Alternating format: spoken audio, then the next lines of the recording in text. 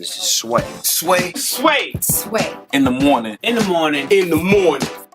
Shade 45. Wake your fuck ass up. That cross touch. Sway in the morning, Shade 45. I'm looking at our next guest list of accomplishments. One of the first ones that captured my attention was back in the 90s. At 15, he became the DMC world champion. This dude became the ITF world champion. Came up with DJ Craze, who I'm a big fan of. Start working with one of the world's greatest artists, Kanye West. Went on tour with him. I used to see him on tour with Kanye.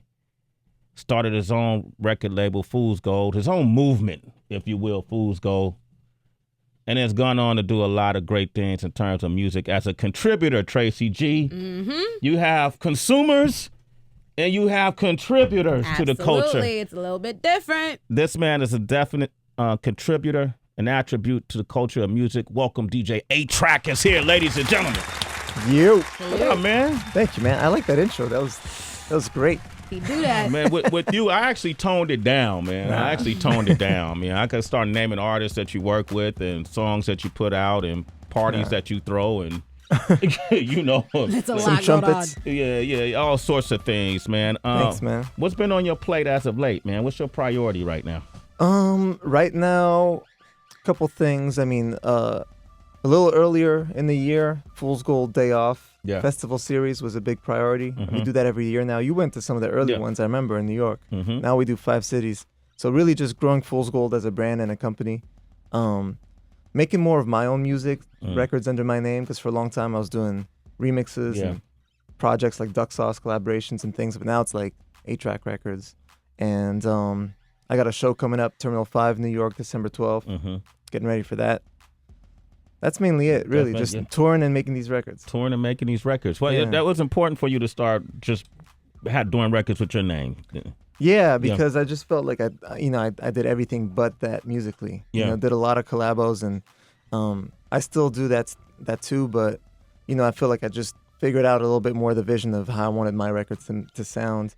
And this past year, I've been making more of those. So that, but really, I should say, like, at the same time, in a bigger scale, also on the bigger picture, another priority is just sort of like being a voice for DJing. Yeah, a voice for You know DJing. what I mean? You, And you just- feel it needs a voice? Yeah. Why is that? What do you want to say for DJing? Because DJing's bigger than ever, but no one really knows what it is anymore. And it's not, and I don't say that as a nostalgic thing. I don't say that to say that there's anything wrong with what's going on now. Yeah. I just think that there's so many new fans of DJing, which is great. I've been, waiting for this level of attention for the scene ever since I started when I was a teenager, so it's great that people are paying attention, but the craft is changing, the equipment's changing, the culture's changing, and there's a lot of producers / DJs and this and that, and there's lists and all this stuff, and I just think there's some information that's needed for people to make good opinions. Yeah. So on my Instagram and Twitter, I speak a lot about it. You know what I mean? And just trying to explain where it's from, where it's going. I love all the new stuff. Yeah. But yeah, to me, it's important. Like just, like you mentioned in that fantastic intro, having come up in the battle scene, really in the sort of purest side of DJing, and having grown from that into running a label now, scouting talent, DJing from festival stages to clubs and everything, and really understanding the different settings and contexts for DJing. Yeah. Where it lives at nowadays. I try to help being a voice for it. DJ A-Trak is here. So, and we talk about this all the time. I'm glad you're saying this. With Fool's Gold, how do you select what artists you sign? What are you looking for? I mean, I look for artists that kind of transcend what the simple description is, So if I'm signing a rapper, I'm not just signing a rapper. I'm signing a dude that I think has so much talent and personality that he's going to make, every album is going to be a new statement, and there's going to be, journalists and fans from different genres that'll appreciate them. I'll always remember when I first signed Kid Cudi, because, Day and Night was on Fool's Gold in 2008. And I remember sending Day and Night to techno DJs, and they liked it. Yeah. So it's that idea of, and obviously Danny Brown, who is on Fool's Gold as well, seeing how he appeals to like rock festivals just as much as the rappiest of the rap heads. Yeah. You know?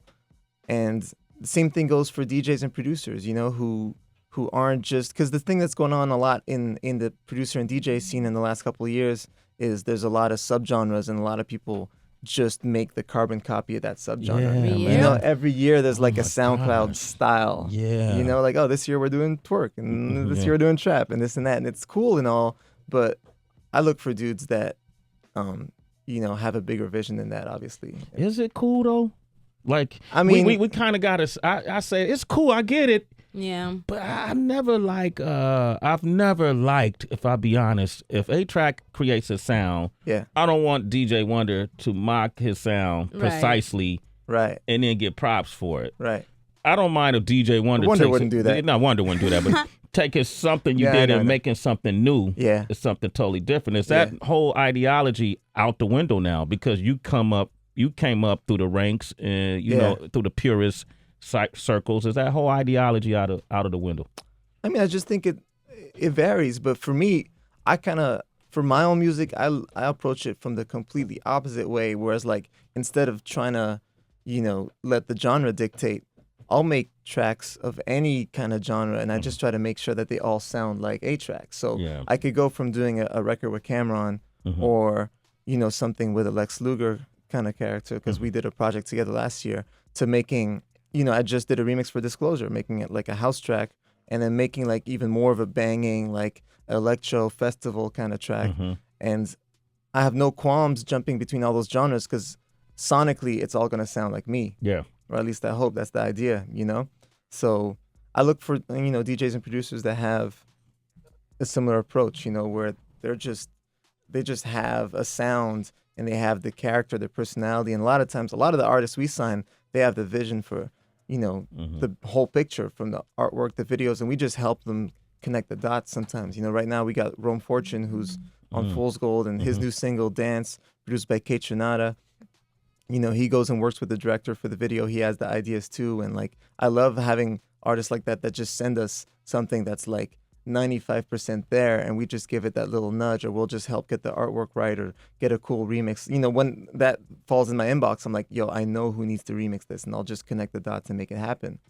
You know, and then we get it to the right ears once it comes out too. DJ A-Trak is here. Tracy, you want to tap in, or you good? Yeah, real quick. I've always wondered, despite like DJ battles and beat battles, it always appeared that the culture had a very strong camaraderie.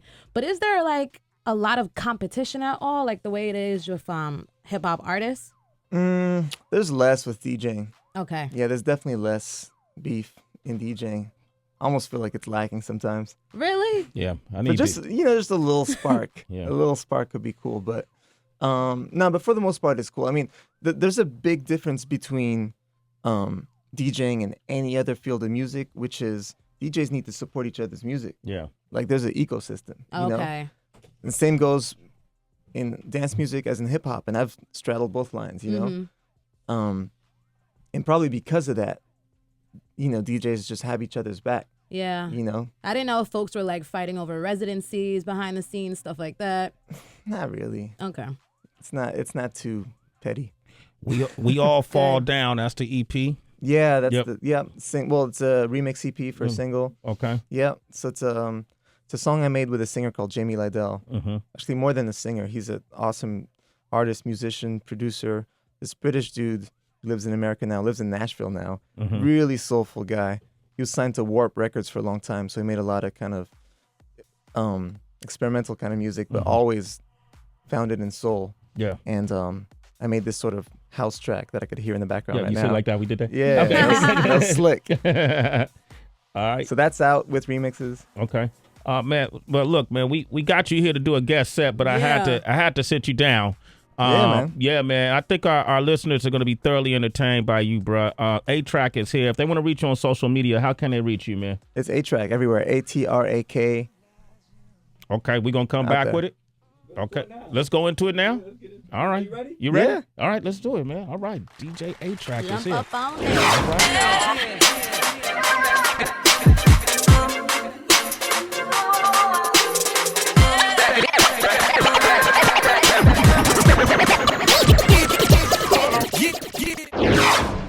It's only on Shade 45.